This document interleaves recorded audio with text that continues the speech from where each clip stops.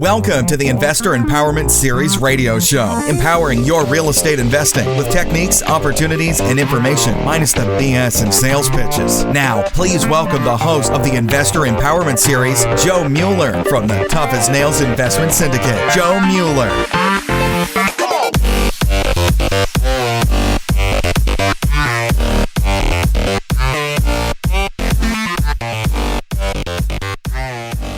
Hey, you're back to the Investor Empowerment Series radio show. This is episode number 37, The Art of the Non-Performing Note Deal. So I thought this would be a great topic for a podcast, a little one-on-one time between me and you to talk about what a non-performing and I guess a performing note is and kind of walk you through an actual deal that I just came across that I'm going to be taking advantage of here. This is one of those topics that I think isn't really widely covered in a lot of areas. A lot of investors, at least the ones that I deal with, seem to be interested but maybe shy away because they just don't understand how it works. So just to simplify notes in general, those are going to be some type of paper asset essentially that is debt owed or an IOU to a debtor, right? So you're going to have somebody that, whether it be for a car or for a piece of real estate, a note is a payable amount of money due back to the loan issuer. Call it an IOU. That's the term I often hear on any type of educational or marketing pieces that I've heard about notes. Now, the cool thing about notes is just like JD Wentworth or JG Wentworth, if you see those commercials in Channel 9 News, Midday or whatever, they can be bought and sold and they can be restructured. So even on your single-family residence that you may live in now or have lived in for the last 10 years, there's a good chance that that note had been resold to an end lender. As a matter of fact, that's even what like your Fannie and Freddie type loans, when you go to your mortgage broker, they end up doing. They end up selling that note. When you go to ABC Mortgage Brokering, they essentially structure that deal, and a lot of times they will sell that note as part of that deal to the end bank because they're looking for a performing note, an asset that's going to pay them essentially double or triple what the initial investment was. If you ever look at your mortgage statement, you'll see that if you buy a house for $100,000 on a 30-year fixed note at, let's say, 5 or 6%, the total interest due over the life of the note isn't $100,000. It's like 300 and some thousand, to use rough numbers. That's how they make their money. That's why it's so interesting it's so of such interest for a financial institution to be in that business, because in the end, they're the ones actually making a killing on that house. Even though you pay it off for that $100,000 you owed, you've paid them $300,000 for the privilege of letting them borrow that to you up front. So let's talk a little bit more about what a non-performing note is and what types of opportunities are out there, and then we'll actually go over, a live deal here that I'm experiencing right now. A non-performing note is a note where somebody has defaulted on that payment. We're going to talk specifically about mortgages right now because that's where my forte is. I don't want to know anything about any other type of judgments, settlements, debts. I don't know. I'm not JG Wentworth or whatever. Like, that's what they do. They'll buy that stuff, pennies on the dollar type thing, and then they'll just collect the income over the course of the loan. For the purpose today, we're just going to talk about mortgages. So typically, if you stop making payments to your mortgage company about 90 days after you stop making payments, so after the third payment that you've missed, they put you into default, and they file a notice of default. That's the first step in the foreclosure process, because the next step is a lis pendens, which is basically a notification of a lawsuit. So when you see the terms lis pendens, if you ever look up any type of title records or anything, that is notification of some type of lawsuit that's been issued against that property owner or that home. And that's the foreclosure proceeding itself. There's several steps in this process that take, over a year typically to get from default to the actual foreclosure auction. And this the topic of this podcast. We're not going to get too much in detail on what those steps are, but they do exist. And in order to get from A to B to C and actually own a home in foreclosure or end up owning a home in foreclosure, if you were the note holder, you typically have to, at least in Illinois, which is a judicial state, they call it, as opposed to a non-judicial state where they have trustee sales. Illinois has sheriff sales and judicial sales, which basically means it's handled all through the court system, from my understanding. You have to have an attorney involved. So step one, when you're dealing with non-performing notes, you're dealing with unpaid mortgages, people that have stopped paying. Could be anywhere from a 3-month non-pay to a 3-year non-pay. I've had experience on both sides of that. And we're going to talk a little bit more about how that all works. So the reason why that I feel comfortable and I work in the non-performing note space is because of my experience in the REO world. As an REO broker, a lot of the things that I've been tasked to do by some of these banks, and for those of you that don't know, an REO stands for real estate owned by a bank. So that's basically, inventory that they hold in their at their institution that is non-performing. It's bad debt. So it's properties that are in foreclosure or foreclosed on. The banks don't like that. They cannot issue as many loans if they have lots of bad debt. So they try to get rid of that stuff, which is the number one thing we need to remember as to how you can even get involved in the non-performing note space is because banks don't want it. They're in the business of lending money and collecting checks. They're not in the business of wanting to, or the business plan it's a reactionary measure when people stop paying that they actually go to foreclosure, but that's not what they want to do and actually hurts their balance sheet at the end of the day. So key factor on all that stuff is non-performing notes are out there. Every single institution in the world, I'm going to take a stretch and say that I'm positive of that, but I'm not 100% positive. 95% of every institution in the world has some type of bad debt or non-performing loan or note. And as an individual investor, there are opportunities to buy those. So why would you want to buy a non-performing note? Right? If somebody issues a loan for $100,000 on a property, why would you go to a bank and think that you could buy that loan from them for anything less than $100,000 if that's what they put out there? Well, the answer is because the amount of money that they're unable to issue due to having $100,000 of bad debt on their books costs them significantly more than the $100,000 they've originally invested in that property to be the mortgage holder, if that makes any sense. So at some point during the downturn, there was note selling at, I've heard terms of pennies on the dollar, but realistically probably like 10 to 20 to 30% of the actual value of the note. Right now, in our current market, I've seen anywhere from 65% to almost 95% of what the value of that mortgage is, of how they're selling it. So if it's a $100,000 mortgage, they might be selling it anywhere from $65,000 to $95,000 of the actual note owed, if that makes sense. So how does someone like you get involved in this, or how do you wrap your head around how this really works? Well, again, can you walk into your local bank and ask? Well, maybe. If it's a Chase, probably not. If it's a local bank, community bank, small branch, mom and pop owned, yeah, maybe. I would say you'd probably need to establish a relationship with the vice president or the president of that bank and actually establish a rapport before you're just going to walk in and say, hey, I want to buy your non-performing notes. But I know guys out there that do this for a living that's exactly what they do. They basically do cold calls. They make phone calls. They contact as many banks as they can in a day or in a week, and they try to just keep getting somebody on the phone, either in their default department, REO department, or within that upper echelon of the management staff, whether it be some sort of vice president or whatever, in order to get a hold of somebody to find out who they can talk to about what they're holding as non-performing bad debt, aka non-performing notes. So, yes, it is possible. Why would anybody want to get into it? Well, I'm going to tell you why on my side. I kind of alluded to it, and then I digressed like I normally do on these podcasts. So as an REO broker, I am basically tasked with doing all the things for the bank when someone defaults. So what's the first thing, if you were the bank, what's the first thing you're going to want to know if you've issued a loan for $100,000 and the last 3 months the owner of that property has stopped paying? Well, you probably want to know if the owner's even still there. Maybe they died. Maybe they moved out. So what they do is they hire me to do an occupancy check. Drive by the house, see if anybody lives there. Take a few pictures. Do your best determination on that. Sometimes it looks like a property's lived in, and it's actually not. So we do a little bit of poking around, maybe peek in some windows.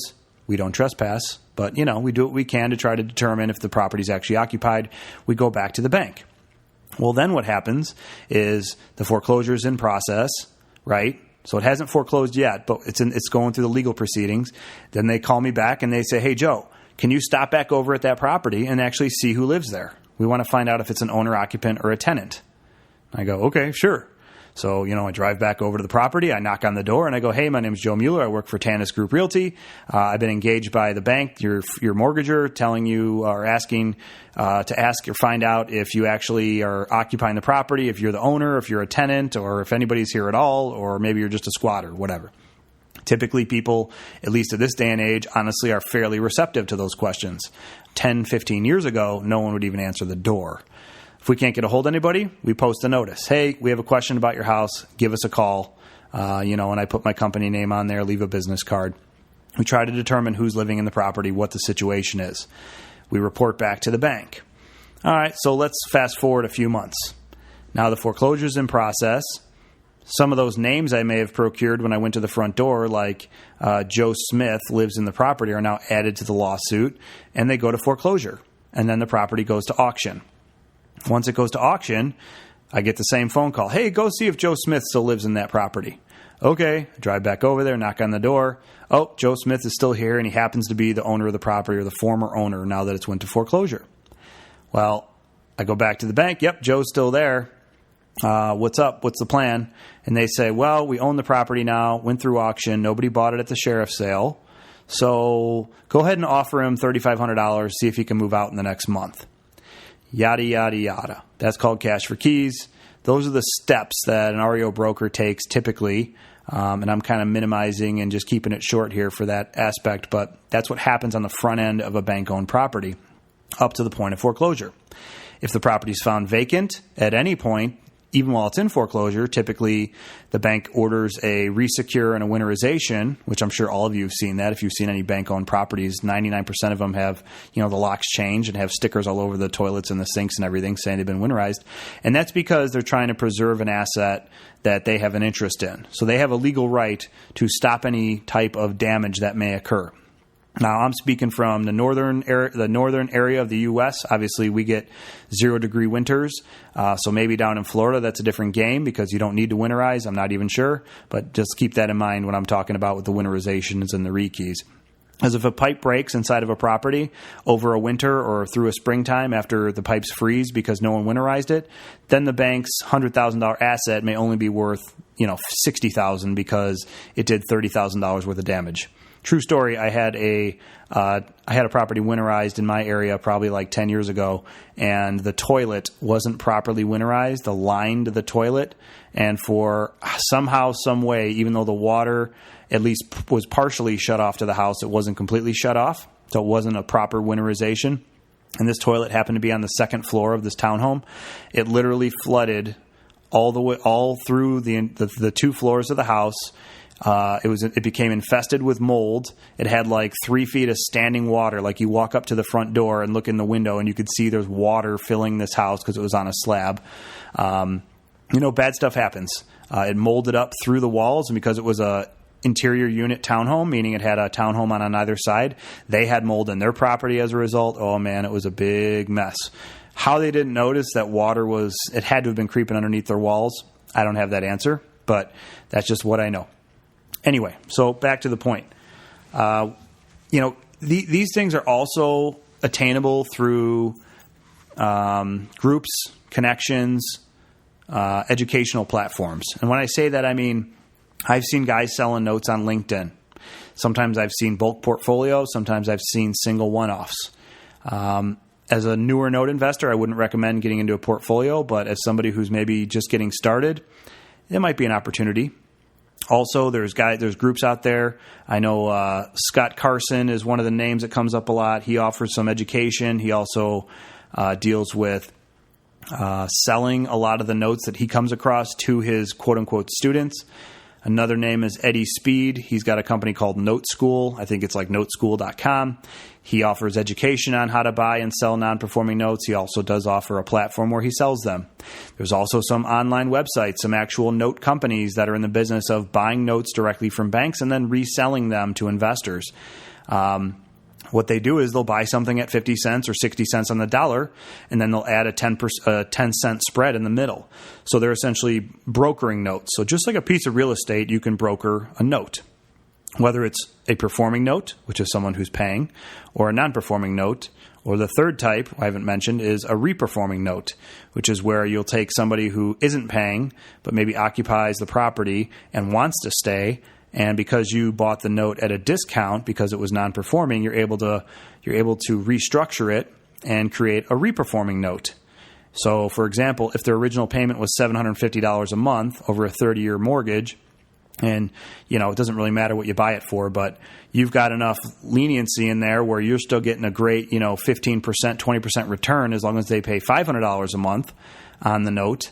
Maybe you do a restructure and you reperform that note, and you can actually take that and then resell it again on the open market after 6 to 12 months. At that point, it's called seasoned. So after a note is seasoned, it has more value because it shows a historical payment structure that the borrower has actually been paying for that 6 or 12 month or 18 month, whatever period of time. Typically, the longer the better, the more valuable the note. So if you've got a 3 or a 5 or even a 10-year seasoned note, those are the ones that you're going to see they're actually selling on the open market for higher than those discounted values. So you might be selling one of those for 95% of the $100,000 note balance because these people have shown a history that they're actually paying. And it could have been reperforming, or it could have just been a regular note, just started off as someone who bought a house and continued to pay. So that's why there's some differences and there's some fluctuation in how those values work. A paying person is more valuable than a non-paying person. You're going to get a better discount on someone who's way more delinquent than somebody who just missed a couple payments. So, for example, at one point I bought a note in Chicago. I think I paid $15,000 for a house that was worth about $45,000. The house was vacant. This thing had been sitting on the bank's books for like 4 years. I actually found it online through a website that it's called FCI Exchange. It's a place you can actually find performing and non-performing notes. This property had a second mortgage on it. I think the original note balance was somewhere like $100,000. I bought it for $15,000 of the first mortgage, and then there was an additional like $50,000 balance on there from a second mortgage. The crazy part is once you're in this side of the business, a lot of times the bank have already written off their losses, or they've been reimbursed by through their insurance, which is a Freddie and Fannie and HUD situation. Again, without getting into too much detail, the banks end up winning either way, even when there's a foreclosure to some degree. I was able to call up the second mortgage holder, which, like I said, was like a $50,000 balance, and I offered them, I can't remember the original offer, but the end result is I paid them $1,250 for that $50,000 note to get cleared. So I bought the first for $15,000, bought the second for $1,250. So I'm now in the property for $16,250. And was able to clear out, I owned those mortgages at that point. So my only investment was that, we'll call it $17,000. I had the property rekeyed because it was vacant. I had a contractor go through there, give me a bid to clear out all the contents. It was actually a rental property from an investor is what I found out. So now what happens? I've got this property. I have the owner's name. I have this information from 5 years ago when they originally signed off on the note. And I need to either foreclose or somehow get it reperforming or take ownership. So some of the exit strategies that I just mentioned was you can foreclose. You can contact the owner and see if you can get it reperforming. Because now the only game you're in is that $17,000, and even if you knocked a little bit off the balance, which there'd be no reason to do that, but let's say, let's call it $75,000, sir. Can you start paying $500 a month if we knock your balance down to $75,000? That's reperforming it, and then I just sit there and collect the $500 a month for towards what is owed on that property. And if it's a 30-year fixed note, again, $75,000 over the course of 30 years with interest. I mean, that could be, depending on the interest payment, that's going to be somewhere, $175,000, $225,000 worth of interest paid. So over the grand scheme, it's a lot of money more than what that initial investment is. That particular story, I actually hunted down the owner on LinkedIn, reached out to him, and gave him my cell phone number. I said, I need to talk to you about this property located on Green Street. And he actually contacted me back. We started chatting, and he actually deeded the property over to me for $500. That's called a deed in lieu of foreclosure. As a mortgage holder, that's one of the options you have in order to resolve your situation. The fourth option is a short sale. So let's take that same property. I'm in the game for $17,000. This owner, maybe I want to do a short sale. Maybe I want to try to not take ownership, because a lot of banks, a lot of note holders, they actually don't want to own the property. They just want to own the paper. We do a short sale, and I say, okay, I'll reduce the loan balance to $35,000 in order to short it, because maybe that's what the property value is, and that's kind of what it was. Actually, I think I mentioned earlier it was like $45,000. And then I still make double the money, because I reduced the note balance, which originally was $150, down to, with the two mortgages. The original mortgage was $100, the second was $50, and now I sell it for $35, but I've only put $17,000 into the deal, so I effectively doubled my money in the matter of 6 months. And when you're an independent investor that buys notes, you're not a bank with, your loss mitigation department and all that BS that goes into it. You can make those decisions in 10 seconds. So if you have the owner put it on the market with a broker and they get it under contract for $35,000 a week later, you go, yep, short sale approved. You write up your release of mortgage, or have your attorney do it, of course, and you sell it, and then you doubled your money. That's how a short sale would work if you're an actual note holder. So one other caveat I need to throw in here too is, in order to be an investor in notes, performing, reperforming, or non-performing, you have to have a servicing company. As a small investor, you cannot. It would be unwise to have your own servicing company. The servicing company is the people that actually collect the payment if you have a paying note owner or a property owner. I think I'm saying that right. So if it's $500 a month, they collect that. They take a small fee off the top, typically between $20 and $50, to handle that end of the servicing, and then they forward you the rest of it. They also are responsible for following state and federal regulations in regards to mortgages. So, for example, if a paying mortgage holder stops paying, or a property owner stops paying, they're the ones that send the notice that says, hey, you're 30 days delinquent. Hey, you didn't make your payment. They're the ones that pick up the phone and follow the proper rules when it comes down to investing in these notes. And I'm not going to get into too much detail on that, but you can hire servicing companies.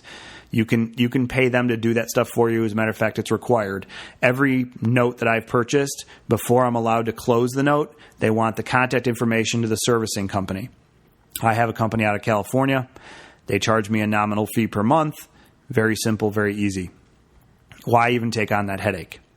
Also, to be a note investor, I don't know the exact regulation, but a lot of the people that I've bought notes from, or companies that I've bought non-performing notes from, which is the only type of notes that I've bought, actually require you to be licensed. So I followed up with this stuff. Like, what do you mean I need a license? Like a note buyer's license? I mean, I went to a couple conferences and I asked around. Some people said, yeah, you need one. No, you don't. Well, I followed up with the state of Illinois and I said, hey, I'm investing in non-performing mortgages. Do I need a license? And they said, well, if you're going to do more than 3 a year, you technically need a debt collection license. Just like your whatever company, when you don't pay your credit card bill and it goes to collections. I'm like, interesting.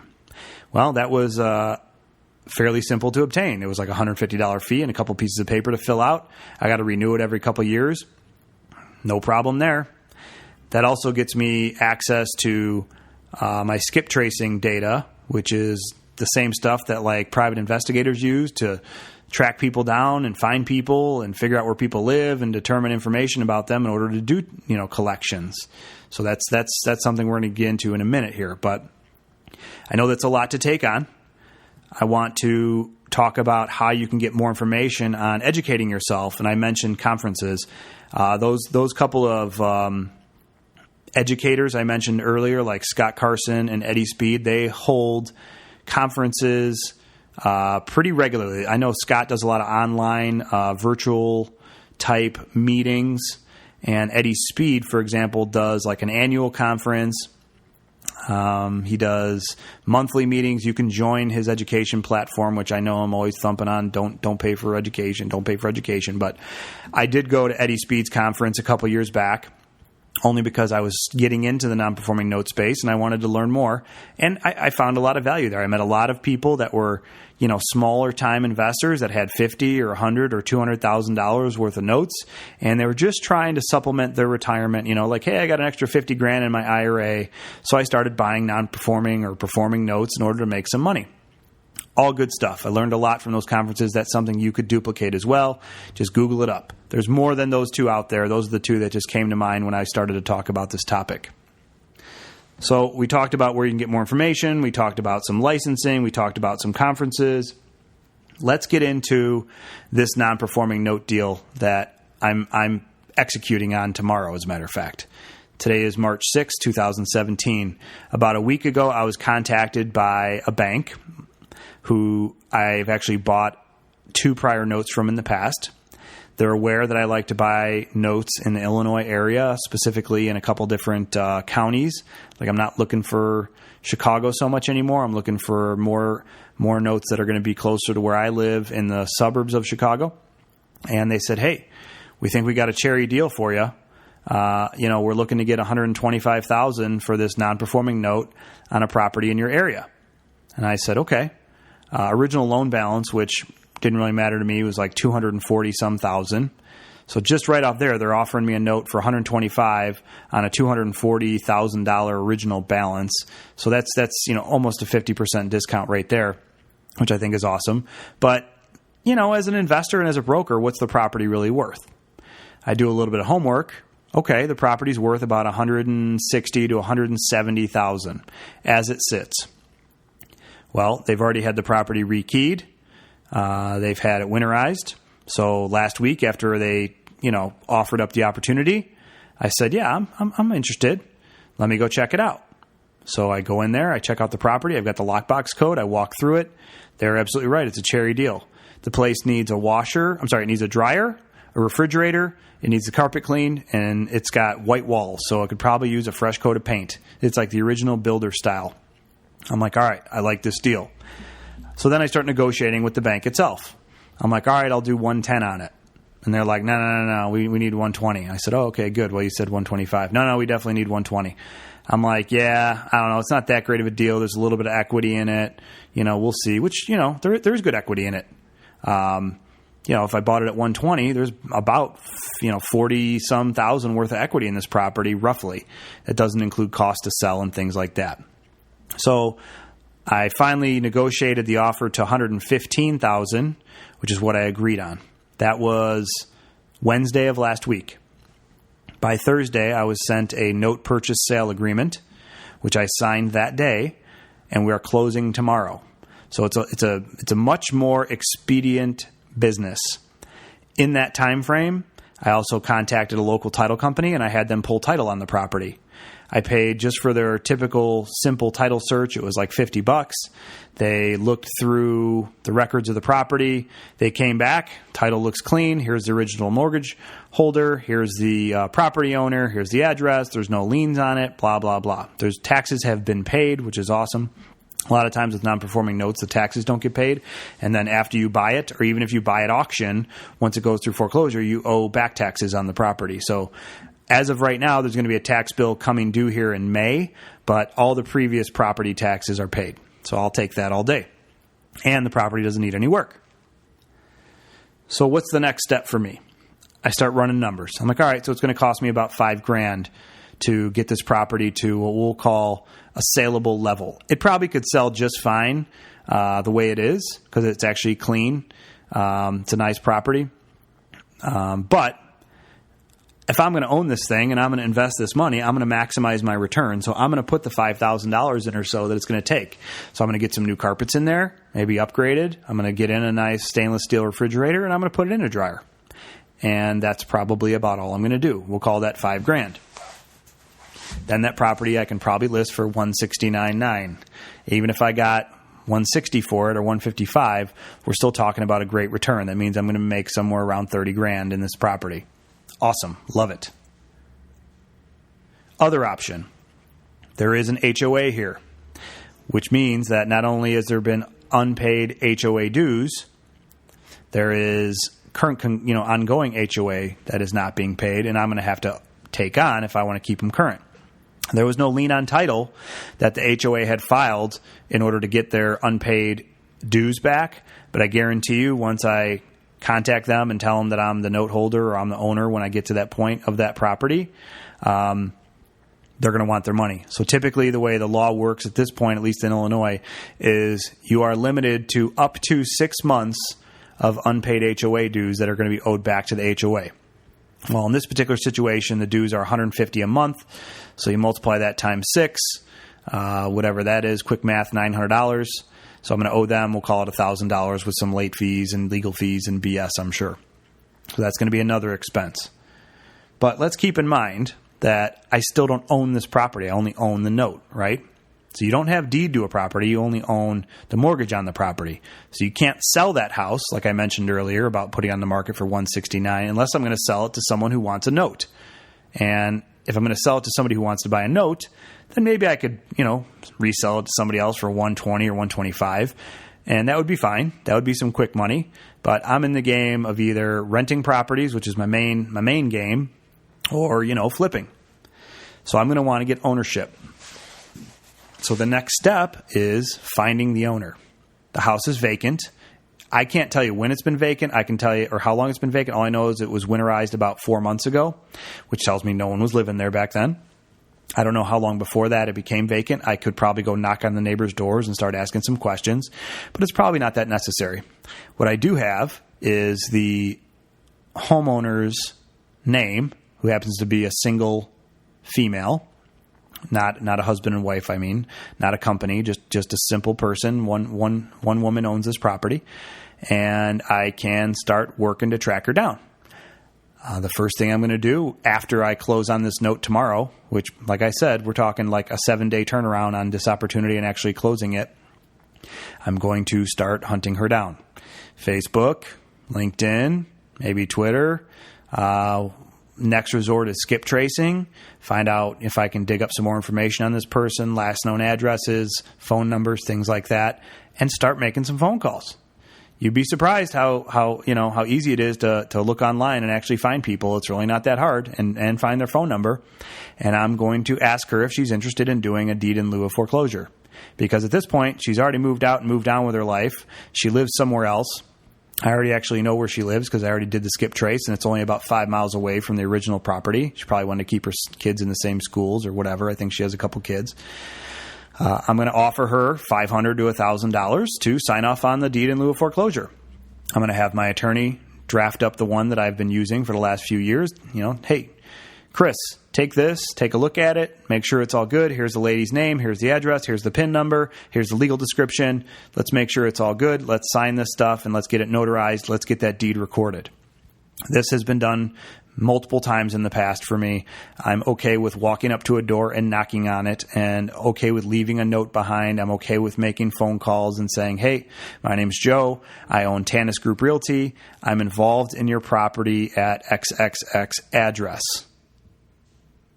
Okay, well, what do you mean? What can I help you with? I don't live there anymore. Yeah, well, Miss Smith, I just want to let you know that I actually am the mortgage holder now, so I actually bought the mortgage from your previous lender. I said, or I will say I have paperwork, because you do get all the paperwork to show that. Here's the assignment of mortgage showing that I'm now the owner of that property. If you want to see it, I'd be glad to email it over to you. But I'd like to resolve this situation. If we can do if you'd like to deed me the property, I can release the foreclosure. I can dismiss all the action that's currently in place, because right now this mortgage, this unpaid note, is going through the foreclosure process, right? It's probably going to get foreclosed on at some point in the fall. I was told initially an estimated date of September by the bank that I'm buying it from. I haven't spoke to the attorney that's working the foreclosure case yet, but I will. And I'm going to guess that information is fairly accurate. But I really don't want to wait 6 months. I don't want to wait till it goes to auction. And if it goes to auction, even though I get to set the bid price, because let's keep in mind now I'm the bank, so I might, if I paid $115 for this thing, maybe I'll set the bid price at $130. Will an investor buy it at $130? Because that's who's at the auction primarily. Probably not. If I set it at maybe $118, they might, because there's a little more equity in there and a little more spread for them to make some money. But my main game for this particular property is to get ownership of it. So I'll see if I can work out a deal with that owner. and do a deed in lieu of foreclosure, take over ownership of the property, and then I own it. I can sell it. I can rent it out. That's what I was getting at with the HOA. I have to contact the HOA to find out if there's any rental restrictions. But the way I ran my numbers on this, if I take my initial $115,000 investment and I refinance it once I own it, if I refinance that mortgage and get a loan out for $115,000 based on what the rents are over there, I should be getting around $500 a month, just shy of $500 a month in cash flow with the HOA and the taxes. Not a bad deal. So this one has a couple exit strategies. It can be a flip. It can be an easy flip with doing nothing and make a little bit of money. It can be a better flip if I put a little bit more money into it, or I can keep it as a rental. I had some rental goals, some monthly cash flow goals to meet this year.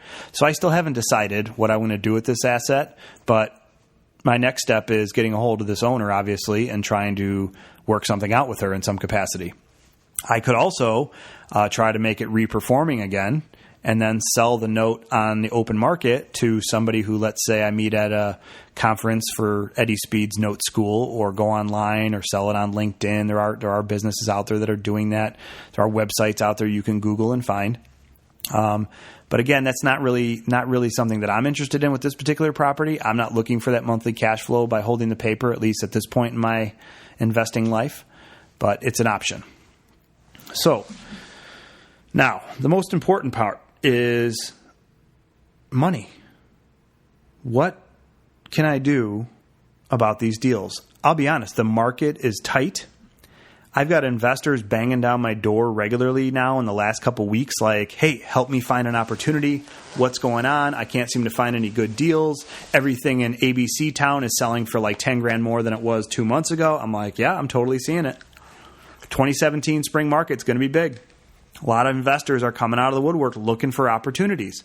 Well, I'm not necessarily interested in taking this opportunity and selling it to another investor, but it could be an option. Maybe I'll partner with somebody. Maybe they'll bring some money to the table. Maybe they'll pay up. Maybe they'll bring the $115,000 to the table. But that's what I'm getting at. This is an interesting topic. It's one that not a lot of people know about. It's an insider way to find some opportunities. Like I've said to you before, if you've listened to my podcast, you got to have multiple streams of income, but also multiple buckets out there to try to find opportunities if you want to be successful in real estate investing. So this is just one of my niches that I happen to be maybe a little bit more skilled in because I've been an REO broker for so long. So I understand how the mortgage or the non-performing and foreclosure world works. It takes away all that fear that a lot of people may have in dealing in the note business because I've done it thousands of times and I understand how it works. I shouldn't say I've bought and sold notes thousands of times. I probably do about 3 to 4 note deals a year on a good year over the last 3 or 4 years. So we'll call it maybe 15 total. 12 total, but which is great for me. I've never bought a bulk portfolio. I've never bought 10 notes at once. I've looked into that stuff, and you know what? We can touch on that in a few minutes. But let me finish my train of thought here. Is investors getting involved in this side of the business? You can get involved as a private lender if you're interested in this side of the business, because I'll be honest. Dan Clarton and I, my partner on the wholesale side, we have our hands in a bunch of good deals and opportunities right now. And they're just situations where wholesaling them to other investors really wouldn't make a lot of sense. Like this note deal, for example. Why would I wholesale this out to another investor? This one makes more sense for me to go through the processes I know and I have a lot of experience with. Like I said, done thousands of times on behalf of a bank, and work it on my own and, make some good money on it or keep it as a rental. So that said, if this is a topic that interests you, if this is a niche that interests you, if you want to learn more about how investing in notes works, the best way is to potentially partner with somebody like me on one of these deals. You can bring the money to the table. I'll walk you through the process. I'll handle the deal and we'll split some profits. So that's my plug for the day, my Joe Mueller plug. If you want any more information on what I'm doing or how this works, please email me, joe@tanisgroupllc.com. That's joe@tanis groupllc.com. And I'd be happy to consult you a little bit on some opportunities that might be available. Because I'll be honest, I've got a handful of private lenders that I've been working with for the last few years, and I'm tapping them all out right now for the amount of deals that I'm partnering on or I'm involved in. So I'm looking for more. I'm looking for more partnerships, and this is one of the benefits I get out of this podcast is that type of sales pitch. But that said, we're done with that topic. So I mentioned bulk purchasing that I said I would circle back to. You can buy 10, 20, 100. Fannie and Freddie and HUD sell thousands of notes at once for millions, $100 million note portfolios. And they take those, and a lot of times they'll broker some of them. So let's say you buy 100 notes from a bank. You've taken on great properties. You've taken on crap properties. You've taken on properties with high equity. You've taken on properties with low equity. That's how the bulk side of the business works. You're basically taking a big chunk off of that bank's portfolio, whether it's non-performing or performing. You're not going to get all properties with 50% equity. That's just not how it works. You're going to get good and bad. Hopefully the good ones equal out to some type of return that looks good on paper, 20, 30% that equal out with the bad ones. I've looked into that stuff. I've looked at stuff throughout the Midwest and throughout the United States. And honestly, my comfort level keeps me in my local area because that's the areas that I know. Those are the values that I know, and those are the laws that I'm familiar with. So I don't want to get into, foreclosing on a property in Ohio that in a town I've never even heard of. Obviously, that's what all the banks are typically doing. They're getting agents and appraisers to go out and value the property, see if it's occupied. They follow the same processes I already told you. But for me right now, it's just not something I'm interested in. But bulk purchasing is out there. If you know somebody that has millions of dollars and wants to make an investment and get a good return, is there an opportunity for that? Possibly. Do I know some connections that could offer that? Yeah, I have some connections where I've been offered some opportunities like that. But again, at this point, I'm not looking to get into that. I like the single 1 to 2 one-offs, a couple a year opportunities come of that. I've taken some of those properties and kept them as rentals. I've actually gone to the foreclosure auction as a result, meaning like, hey, I can't find the owner. The property's vacant. I've done everything I can to hunt them down. Goes through foreclosure. No investor buys it at the auction, and boom, I'm now owning the property. The property gets deeded to me because I'm in the first position. Ooh, yeah. Great point to bring up with notes. You always want to, no. There's different strategies on how this works. I deal with first mortgages only. There are people out there that invest in second mortgages. I know we touched on that earlier when I talked about that property in Chicago. The senior lien, which is the first recorded mortgage, is known as the first mortgage. So let's say it's $100,000 on my previous example. And the second mortgage, which could have been a line of credit or equity loan of some kind, that's a second mortgage that's actually junior to the senior lien. So if there's 2, 3, 4, 10 mortgages on a property, when a first mortgage goes to foreclosure and actually goes to the auction, all the junior mortgages get wiped. So one of the key factors of investing in this business or investing in notes is you have to know you're investing or what position your note is in if you're going to be buying. You can still make money and you can technically still foreclose a junior second or third mortgage. You can do that and you can make that work and you can end up with possession of property. You can actually take possession of the property if you foreclose your junior lien and work out a way to, maybe renegotiate that first mortgage with the bank, blah, blah, blah. There's lots of strategies. I'm going to chalk that up to get an education in it, read books about it, go to those conferences I mentioned. Come to me. I'll put you in the right direction. Shoot me an email. I'll give you some websites and some reading to do if you'd like. But that's stuff I don't want to get into today, and I want to make sure that everyone understands before they go out and just go buy some type of a note, whether it's performing or non-performing, they need to understand how important the position of that note is before they invest any money. Hire an attorney if you want to. Use a title company to evaluate the property. As far as the title goes, make sure there's no liens on it. There's lots of steps that I kind of just glossed over to give you guys a basic primer of how investing in non-performing and performing notes works. So, in the end, my plan is to update you guys, hopefully with the next podcast or two, on what the outcome of this particular property is that I was talking about in my local area that I'm going to be closing on tomorrow. The note, I should say. I'm going to be purchasing the note tomorrow for $115,000. And just to recap, I'm not going to own the property. I'm going to own the mortgage. and I will be in the process of continuing to foreclose that mortgage. And unless the borrower comes back and pays off the full balance of $240,000, there's going to be some exit strategy or outcome that comes out of this that I'm going to kind of guide the path of. I'm going to shoot for a deed in lieu of foreclosure. I'm going to try to talk to the owner and get that owner to sign off on that, and that essentially makes all those problems go away. No more dings on the credit, no foreclosure on the credit, because they won't have a foreclosed home anymore. They're still getting dinged for not making payments, but they're not going to show a foreclosure on the record. They're not going to show a short sale. It's going to be a released mortgage for a deed in lieu of the foreclosure, if that makes sense. All right, so we're about 45 minutes in. Thank you for your time. Any questions, please feel free to contact me, rate me on iTunes, Stitcher, whatever, Google, YouTube. I'd appreciate it. And please reach out to me with anything else you may need from me. All right, have a great day. Thanks for listening to another episode of the Investor Empowerment Series radio show. Be sure to tune in next week for another empowering episode. We welcome your feedback, so please rate us on iTunes and Stitcher, and visit us at www.investorempowermentchicago.com or tennisgrouprealty.com.